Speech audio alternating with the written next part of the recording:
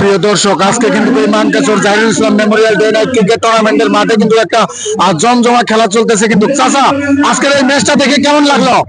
এই ম্যাচটা দেখে আমার ভাষা আসতেছে না, কি বলি বুঝাই।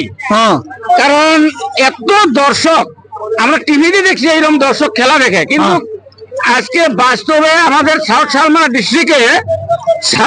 ডিস্ট্রিক্টে যে এত দর্শক খেলা দেখতে আসছে, এটা ধারণার বাইরে। আচ্ছা, আর যেটা আমাদের এখানের খেলার মানকেশ্বরের যে সিস্টেমটা, এটা মানে আমাদের ডিস্ট্রিক্টে তো মানে আরো অন্য ডিস্ট্রিক্টও মনে হয় না এরকম মানে সিস্টেম আছে। আচ্ছা, অল আসামের মধ্যে মনে হয় আমাদের এটা নাম্বার 1-এ যাবে। আচ্ছা, তো এখন সাউন্ড লাইট তো আমার নিজের, আমি তো এটা নিজের প্রশংসা নিজে করতে পারি না, ওটা দর্শকে বলবে। আচ্ছা, যাই হোক, আমার এই খেলার মানে দেখি যেটা এত ভালো লাগছে, আমি নিজে খেলা দেখি না, কিন্তু আজকে আমার এত ভালো লাগছে খেলা দেখতেছি। আমি আপনি কোথা থেকে আসছেন?